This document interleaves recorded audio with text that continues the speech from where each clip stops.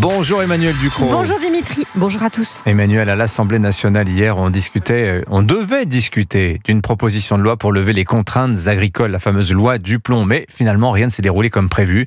Le texte a été rejeté par le bloc central et le gouvernement qui pourtant soutenait le texte. Mais qu'est-ce qui s'est passé ? On pourrait résumer ça par tel est pris qui croyait prendre. Alors permettez-moi d'abord un petit rappel. Cette proposition de loi était un texte court, 8 articles seulement. Elle devait répondre aux préoccupations les plus urgentes des agriculteurs français. En gros, corriger notre tendance à laver plus blanc que blanc pour les remettre au niveau des pratiques de leurs voisins européens. Rien de plus que ça. Le texte a été validé le 27 janvier au Sénat. Ouais, et puis ensuite, il est arrivé à l'Assemblée nationale et là, ne faisait pas du tout consensus. Non, la gauche et même une partie des députés macronistes et Modem n'en voulaient pas. Ils ne répondent pas à leur vision fantasmée de l'agriculture et ils ont tout tenté pour le détricoter à grands coups de contre-vérité.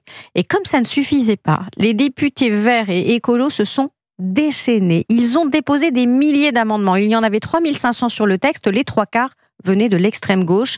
Plus que pour le budget, plus que pour la fin de vie, un déluge de corrections. La plupart ineptes, une insulte à l'intelligence. Des amendements remplaçant la formule 30 jours par 1 mois. Des séries de 101 amendements listant un à un tous les départements concernés par une mesure. Des amendements visant à préciser et agente, quand on parlait d'agent, oui, la féminisation c'est important. D'autres qui changeaient des virgules, un délire. La ministre de l'Agriculture a calculé que la somme des amendements de l'extrême gauche dépassait le 1 million de mots. C'est plus que la recherche du temps perdu de Marcel Proust. Mais c'était quoi le but de tous ces amendements ? Justement, faire perdre son temps à l'Assemblée en l'obligeant à passer des semaines à déblayer des virgules. La noyer dans une telle somme de détails idiots qu'elle ne puisse pas aller au bout et au fond du texte dans le temps imparti, qu'elle ne puisse pas en discuter, qu'il soit abandonné. Ça porte un nom, ça s'appelle l'obstruction. C'est de l'anti-jeu démocratique, comme les gamins qui renversent le plateau de petits chevaux quand les faits ne leur donnent pas raison. Et ça a marché ? Quand on joue au plus malin, on risque de trouver plus retors que soi. Les députés du bloc central et le gouvernement ont trouvé un moyen de faire échouer cette tactique. Avant même de débattre, ils ont voté une motion de rejet de leur propre texte. Ils l'ont débranché alors même qu'ils le soutenaient. Et comme le texte a déjà été vu par le Sénat, il ne va pas mourir, il va finalement être remanié plus sereinement par un petit groupe de députés et de sénateurs. C'est ce qu'on appelle une commission mixte paritaire.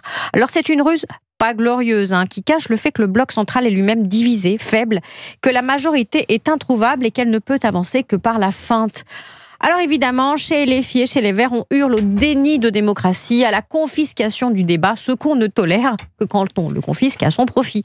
Pour les citoyens, le spectacle est lamentable. Pour les agriculteurs instrumentalisés de ce grand jeu de qui perd gagne, le sentiment d'un grand mépris de la part de la représentation nationale. Signature Europe 1, Emmanuel Ducrot. Merci beaucoup Emmanuel.